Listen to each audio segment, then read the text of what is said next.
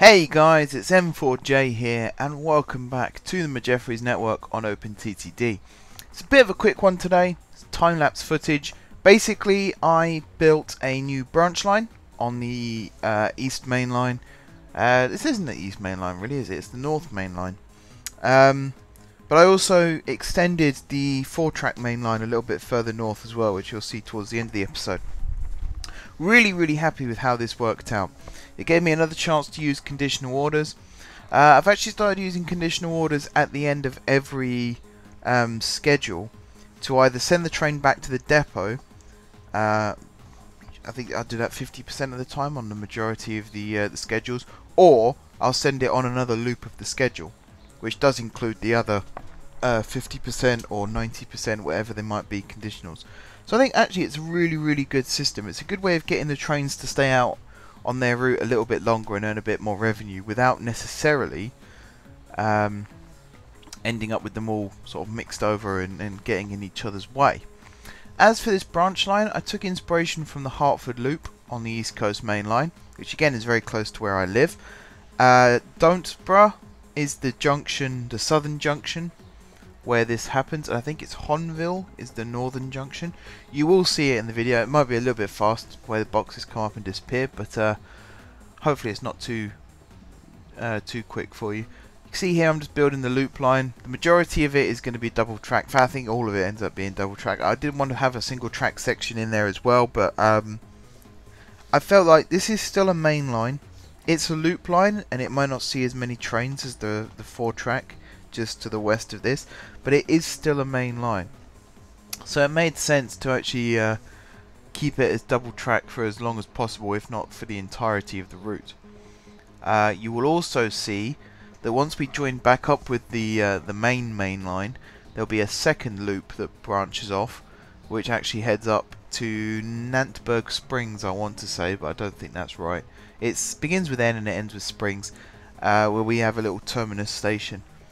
And then once again we have conditional orders, so the train will either terminate at the junction station of Honville, or it will continue along that second branch to its other terminus, and that is a 50% conditional order as well. So we got a lot of variety in terms of conditional orders, and I'm really happy about that as well. You can see I'm just starting to build Honville station here.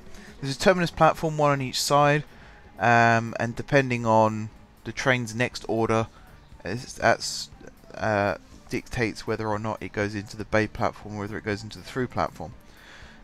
There are, did I say this already? 8 platforms. I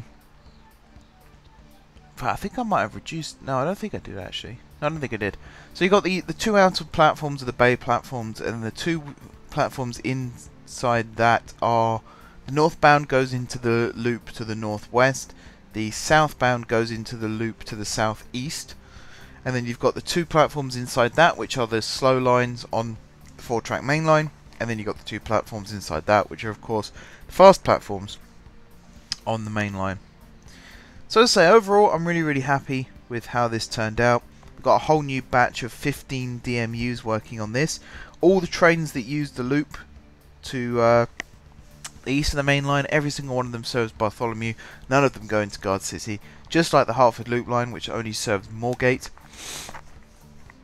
Also the station Parfingbury. Again, I need to remember the names of these because they're all brand new. But the one where the DMU service terminates already, the one that we already had, that to me is my Welwyn Garden City. So we have still got DMUs terminating there.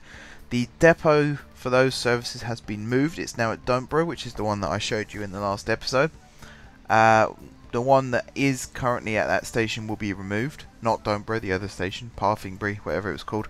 That one will be removed because it's not needed anymore. And it's kind of... this series is also about localizing depots. So in this case I've based it off Hornsey, which is where Great Northern and in some cases Thameslink are based. Which is just outside Haringey station. Doesn't really make sense that it's Hornsey, because Hornsey station is still a fair way up the line. It's right next to Haringey. just before Finsbury Park and just after Alexandra Palace. There's a huge section. If you've ever been on the East Coast Main Line into King's Cross, you'll know what I'm talking about. There's huge sections. You've got Bounds Green Depot, which is Virgin Trains East Coast, which is based at Alexandra Palace, right next to that station. And then you have a series of sidings that go all the way through Hornsey, and then all the way through Haringey. And there's a crossover bridge, and there's all kinds of train storage and maintenance facilities and things like that. That is Hornsey Depot, and that is what Downborough is going to be based on. So there'll be depots either side of the main line. There'll be trains constantly coming in and out, depending on whether or not they're needed to be serviced or not. And yeah, it'll just be really, really busy. So I'm really looking forward to getting that up and running as well. I will be replacing that flat switch over that we've got, crossover. I'll be replacing that with a flyover, just like Hornsey. But anyway, that just about does it for me talking. The music's going to kick off in just a second. It's a short video today, 20 minutes, but the time lapse was well over an hour. I could have brought it down to 15 minutes, but I felt like the footage would just be a little bit too fast, so I decided to put it at 20. Hopefully that's alright with you guys. I know that some people have said they want time lapse with me talking over the top of it, which is kind of the compromise that I've settled on for today. I don't think I could do a complete 20-minute commentary on this, but in the future there will be time-lapse videos where I will do commentary pretty much for the duration, with just a little bit of music playing in the background to keep people entertained. As for music, we're going to stop talking now. We're going to let the music take over. Enjoy the time-lapse footage. Hopefully you will enjoy the result of this branch line as well. As I said, I'm really pleased with it, so hopefully you guys will be too. But apart from that, that's all from me. So thank you very much for watching. Don't forget to leave a like if you enjoyed the video, and of course if you're enjoying the series. Drop some comments down below. Also head over to the Google Docs for the name suggestions, because we still need name suggestions for all of the categories now that we're expanding outside of Guard City. If you haven't already subscribed, be sure to hit that subscribe button for more videos like this. If you have already subscribed, then of course thank you guys for your continued support, and until next time, I will see you soon.